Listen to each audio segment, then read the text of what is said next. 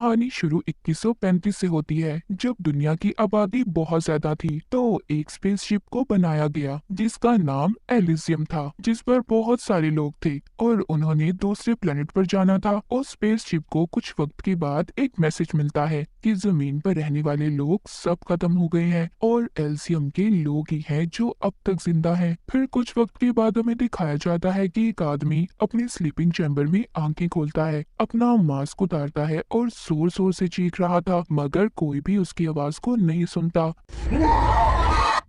जिस चैम्बर में वो सो रहा था उस पर उसका नाम वॉर लिखा हुआ था। फिर उसको आहिस्ता आहिस्ता होश आता है। वो अपने जिस्म से लगी हुई तारों को निकालता है पर उस आदमी को कुछ भी याद नहीं था कि वो कैसे आया और कौन है। वहाँ पर लाइट भी नहीं थी। वो एक फ्लैश लाइट लेकर अपने एक साथी के चैम्बर के पास जाता है, उसके स्लीपिंग चैम्बर को खोलने की कोशिश करता है पर वो भी नहीं खुलता। वो अपना यूनिफॉर्म पहनकर कैप्टन के चैम्बर तक जाने की कोशिश करता है, वो भी नहीं खुल रहा था। फिर वो एक रॉड लेकर उसे जोर जोर से मारता है, तभी अचानक से बिजली तेज हो गई थी और उसका साथी जिसका नाम पेटन था उसका स्लीपिंग चैम्बर भी खुल जाता है। पर दोनों को कुछ भी याद नहीं था कि वो कौन लोग हैं और क्यों इस स्लीपिंग चैम्बर में थे, इनका मिशन क्या है। अब वो दोनों अपना मैसेज भेजने की कोशिश करते हैं। उनके हाथ पर 5 नंबर जैसा कुछ लिखा हुआ था, मतलब वो ग्रुप 5 के थे। वो नहीं जानते थे कि उनके बाकी साथी कहाँ पर हैं। तभी उनको ऊपर से कुछ आवाजें आती हैं और उस आवाज का पीछा करता हुआ ऊपर की तरफ जाता है, जबकि पेटन उसको जाता कंप्यूटर में देख रहा था। मगर जैसे ही वो ऊपर जाता है उसका सांस बंद हो रहा था। जब बॉर चेक करने के लिए लाइट जलाता है वहाँ पर उनके तीसरे साथी की लाश पड़ी थी, जिसे देखकर ऐसा लग रहा था कि वो काफी साल पहले यहाँ पर मरा होगा। और उससे डरकर नीचे की तरफ गिर जाता है। वो तीसरे डिपार्टमेंट में आ गया था। वहाँ पर भी बहुत सारे स्लीपिंग चैम्बर्स थे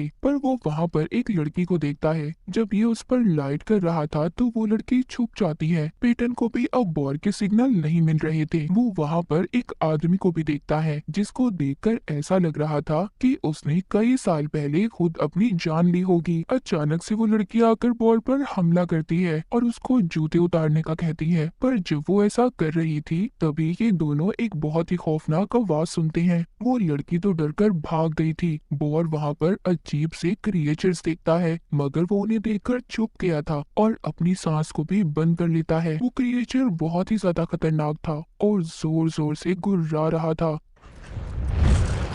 तभी सिग्नल्स भी मिल जाते हैं और पेटन जोर से बॉर को आवाज लगाता है पर यही आवाज क्रिएचर भी सुन लेता है और वो बॉर पर हमला कर देता है। पर किसी तरह बॉर उससे बच निकला था और अपने साथी पेटन से कहता है कि हमें रेस्क्यू टीम को जल्दी बुलाना होगा। वो इसको कहता है कि इस एनसीएम शिप को इसलिए डिजाइन नहीं किया गया कि हम इसको वापस ले जाएं। इसमें 60,000 लोग एक प्लेनेट पर जाने के लिए निकले थे, अब ये तो वहीं पर जाकर ही रुकेगा। तभी बॉर को कुछ पुरानी यादें याद आती हैं कि जब वो बहुत छोटा था और अपने माँ बाप के साथ टीवी देख रहा था जिसमें बताया जा रहा था कि एक प्लेनेट पर लोगों को भेजा जाएगा जहाँ पर पेड़ पौधे हवा पानी सब कुछ बहुत अच्छा है और उनको एल्सियम शिप पर भेजा जाएगा। तभी उसको अपनी बीवी भी याद आती है। वो सोचता है अगर वो भी इस शिप पर है तो मुझे उसको बचाना होगा। पर पेटन जो उससे राब्ते में था उसे कहता है शांत हो जाओ, हमें सबसे पहले इस शिप को बचाना होगा, बाकी का काम हम बाद में करेंगे। जब बॉर स्पेसशिप के रिएक्टर को स्टार्ट करने जाता है तो उसे डर लग रहा था। वो सोचता है कि कहीं उसे कुछ हो ना जाए, इसीलिए डर से वो अपना ध्यान दूसरी तरफ बातों में लगाने की कोशिश करता है। तभी वो एक आदमी को देखता है जो बहुत वक्त पहले से होश में आ गया था। बॉर उसकी बाजू पर देखता है जिस पर नंबर 6 लिखा हुआ था। इसको समझ आ जाती है कि ये ग्रुप 6 का आदमी है। वो आदमी अपने जिस्म पर कुछ लिक्विड जैसा लगा लेता है ताकि क्रिएचर उसको ना सूंघ सके। तभी उन्हें क्रिएचर्स की आवाज आती है। अब वो दोनों छुपने की कोशिश करते हैं। तभी वहाँ से बॉर्ड नीचे गिरने वाला था पर एक रस्सी को पकड़कर बच जाता है। उसका ट्रांसमीटर भी टूट गया था जिससे वो पेटन से राब्ते में था। उनका राब्ता भी अब खत्म हो चुका था। क्रिएचर्स उस पर फिर से हमला कर देते हैं, लेकिन एक आदमी आकर बॉर को बचा लेता है। उसके हाथ पर भी नंबर लिखे हुए थे, जिससे पता चलता है कि वो किसी दूसरे डिपार्टमेंट से था। ये दोनों अब खाने वाली एरिया में जाते हैं, जहाँ पर वो लड़की जिसने पहले भी बॉर पर हमला किया था, वो इन दोनों पर दोबारा से हमला कर देती है। यहाँ पर इनको फिर से क्रिएचर्स की आवाज आ रही थी। इस लड़की का नाम नाडिया था। वो कहती है कि रिएक्टर रूम बहुत खतरनाक है और जो भी इंसान वहाँ पर गया जिंदा कभी वापस नहीं आया। बॉर कहता है जो भी है, पर हमें खतरा उठाना होगा, हमने अपनी स्पेसशिप को बचाना है। नाडिया को भी बॉर पर यकीन हो रहा था। वो यहाँ पर बताती है कि मैं 6 महीने पहले अपने स्लीपिंग चैम्बर से बाहर आ गई थी। नाडिया यहाँ पर अपना हाथ रखती है तो एक दरवाजा खुलता है। ये उस कमरे में जाते हैं जो काफी रोशन था। नाडिया बताती है कि इस हिस्से में मैं अपने साथियों के साथ रहती थी। मैंने बहुत से पौधों और जानवरों के सेल्स को जमा किया था, ताकि जिस प्लेनेट पर हम जा रहे हैं उधर जाकर एक अच्छी जिंदगी गुजार सकें। तभी बॉर को याद आता है कि उस प्लेनेट तक पहुंचने के लिए उन्हें 123 साल लगेंगे। नाडिया उसको खाने के लिए कुछ देती है और कहती है हमें अपने सफर पर जाते हुए 8 साल हो चुके हैं। उधर पेटन जब आगे बढ़ता है तो उसको एक आदमी मिलता है जिसका जिस्म अजीब सा चिपचिपा था और उससे बोला भी नहीं जा रहा था, मगर वो कांपता हुआ उसे बताता है कि मैं ग्रुप 6 का हूँ। कैप्टन ब्रिज में जाकर मेरा ये हाल हुआ है। कैप्टन ब्रिज वही जगह थी जहाँ पर इस स्पेसशिप का रिएक्टर था। अब यहाँ पर हम देखते हैं कि बॉर और उसके साथ ही दूसरे कमरे में पहुँचते हैं, जहाँ पर सारे स्लीपिंग चैम्बर्स खाली थे। नाडिया कहती है मुझे लगता है कि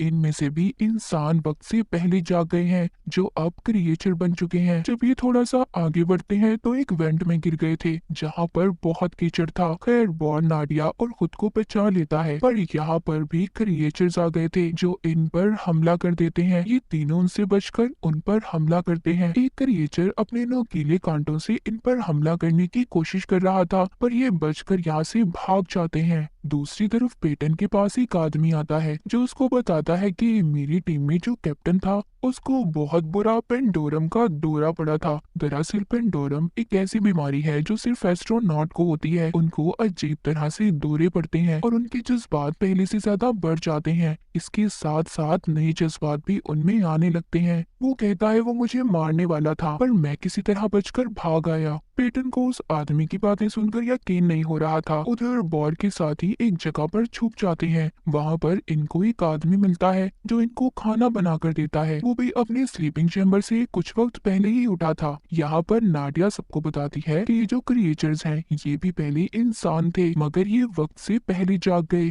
इनको सुलाने के लिए जिन दवाइयों का इस्तेमाल किया गया था उनका इन पर उल्टा असर हो गया और इसी असर की वजह से वो क्रिएचर्स बन गए। उधर पेटन के पास जो आदमी था उसको कहता है कि मुझे लगता है कि तुम्हें भी शायद पेंडोरम हो गया है। उधर वो आदमी जिसने बॉर और नाडिया को खाना खिलाया था वो भी उन्हें यही बात बता रहा था। वो आदमी पेटन को बताता है कि कई साल तक सब स्लीपिंग चैम्बर में थे और काफी सालों तक सोते रहे, पर हमारे कैप्टन बदलते रहते थे। लेकिन जब ग्रुप 4 की बारी आई तो हमें जमीन से आखिरी मैसेज मिला कि जमीन पर सब कुछ खत्म हो गया है। यहाँ पूरे सोलर सिस्टम में इंसान सिर्फ एल्सियम शिप पर ही जिंदा है। ये सुनकर स्पेसशिप में भगदड़ मच गई और मैंने अपने सभी साथियों को मार दिया। कुछ देर के बाद मैं बोर हो गया और फिर लोगों को जगाकर मैं चैम्बर से बाहर लाने लगा, पर बहुत जल्दी मैं इन चीजों से भी बोर हो गया और फिर मैं अपने स्लीपिंग चैम्बर में चला गया और इंसान वक्त से पहले जाग गए थे। वो सभी क्रिएचर्स बन गए जिससे सारा शिप बुराइयों से भर गया। उधर बॉर और उसके साथी भी बेहोश हो गए थे, क्योंकि जिस आदमी ने उन्हें खाना खिलाया था उसने बेहोशी की दवा मिला दी थी। पेटन को भी पेंडोरम के दौरे पड़ रहे थे। उधर जब बॉर और उसके साथियों को होश आता है तो वो उल्टा लटके हुए थे। वो आदमी जिसने इन्हें खाना खिलाया था वो कहता है कि मैं तुम्हें मार दूंगा। बॉर कहता है कि अगर तुम हमें ऐसे मार दोगे हम फिर स्पेसशिप को कभी ठीक नहीं कर सकते, जिससे हम सभी यहाँ पर फंसकर मर जाएंगे और तुम भी मर जाओगे। ये सुनकर वो आदमी बॉर और उसके साथियों को छोड़ देता है। बॉर और उसकी टीम अब आगे बढ़ते हैं। बॉर राब्ता करके पेटन से कहता है हमें जल्दी रिएक्टर को चलाना होगा, हमारे पास सिर्फ 47 मिनट हैं। अभी अपनी मंजिल की तरफ बढ़ रहे थे। जैसे ही ये आगे जाते हैं इन्हें एक बेबी क्रिएचर मिलता है जो चीख कर अपने माँ बाप को बुला रहा था।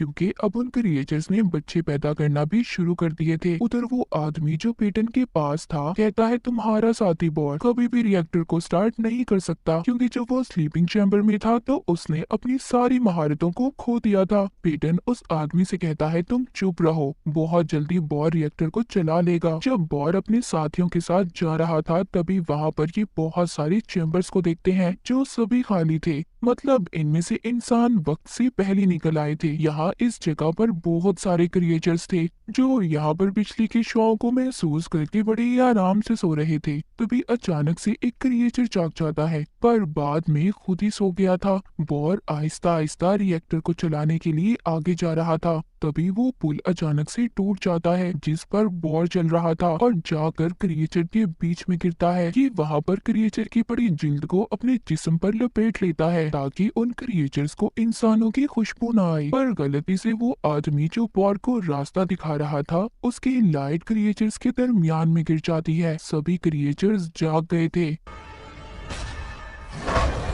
लेकिन बॉल जल्दी रिएक्टर की तरफ पहुंच गया था। वो रिएक्टर को जल्दी जल्दी चला देता है। वो आदमी जो बॉल को रास्ता दिखा रहा था जो उसका साथी था उन क्रिएचर्स पर अपने एक भाले से हमला करता है। जैसे ही वहाँ पर रिएक्टर चलता है उसके चलने से जितने भी क्रिएचर्स थे सब के सब शांत हो गए थे। वहाँ पर बॉर और नाडिया भी क्रिएचर से दूर भाग रहे थे। बॉर का तीसरा साथी जब क्रिएचर्स पर हमला करता हुआ आगे बढ़ रहा था तभी उसके सामने एक बेबी क्रिएचर आ गया था जो पहले तो बड़ी मासूमियत से उसे देख रहा था पर अचानक से उस पर हमला कर देता है, उसकी गर्दन काट देता है। उधर पेटन के पास जो आदमी था वो अपनी गन से उसे मारने की कोशिश कर रहा था पर तभी अचानक से उन दोनों के जिस्म आपस में जुड़ने लगते हैं और अचानक से वो आदमी गायब हो गया था जिसने पेटन को सारी कहानी सुनाई थी। वो आदमी जिसने बॉल और उसके साथियों को बेहोशी की दवा मिलाकर खाना खिलाया था वो यहाँ पर पेटन को कुछ बताना चाहता था पर पेटन उसको भी शूट करके मार देता है। तभी उधर बॉल और नाडिया भी आ गए थे। पेटन कैप्टन की चेयर पर बैठता है जो कह रहा था कि मैं पेटन नहीं हूँ। बॉल जब ये सुनता है उसके पास जाकर गन करके पूछता है। वो कहता है बताओ तुम कौन हो? कहता है मैं वो कैप्टन हूँ जिसको जमीन से आखिरी मैसेज मिला था और मैंने ही यहाँ पर सभी इंसानों को क्रिएचर्स बनाया है और मेरा ये काम 20 साल से चल रहा है। पर फिर मैं बोर होकर दोबारा से अपने स्लीपिंग पॉट में चला गया, अपने नहीं तुम्हारे दोस्त कैप्टन पेटन के। वो कैप्टन बॉल से कहता है कि हमें अपने डर को कबूल कर लेना चाहिए और ऊपर से एक दरवाजा खोलता है। नाडिया जब ऊपर देखती है तो समझ जाती है कि ये तो बहुत पहले ही उस प्लेनेट पर पहुंच गए थे जो समंदर के बीच में है। तभी इनको पता चलता है कि ये स्पेसशिप में 123 साल से नहीं बल्कि 923 साल से फंसे हुए हैं। मतलब ये था कि वो इंसान जो क्रिएचर्स बन चुके हैं अगर वो 800 साल बाद जागते तो क्रिएचर्स कभी ना बनते। ये सब बातें सुनकर बॉल को पेंडोरम का दौरा पड़ता है। वो गलती से अपनी गन चला देता है, इससे शिप का एक हिस्सा खराब हो गया था और शिप के अंदर पानी आने लगता है। वो नाडिया को लेकर एक पॉट में चला गया था और उसे चला देता है। जो वो पॉट ऊपर की तरफ जा रहा था पानी की वजह से ये दोनों सांस नहीं ले पा रहे थे। कुछ देर के बाद उनका पॉट पानी के ऊपर पहुंच गया था। वो इतने सालों बाद जमीन को देखते हैं, उनके साथ साथ बाकी पॉट भी पानी के ऊपर आ गए थे। कैप्टन उधर ही एल्सियम शिप पर फंसा हुआ था। मतलब ये था जो पेटन बनकर अब तक बॉर के साथ था वो असल पेटन नहीं था बल्कि कोई और कैप्टन था। पेटन तो कब से मर चुका था और वो कैप्टन पेटन बनकर ये सब कुछ कर रहा था। इसी तरह बॉर और नाडिया इतने सालों बाद पानी पर पहुंचकर जमीन को देखते हैं और अपनी जिंदगी को शुरू करेंगे। और इसी के साथ ये कहानी यहीं पर खत्म हो जाती है।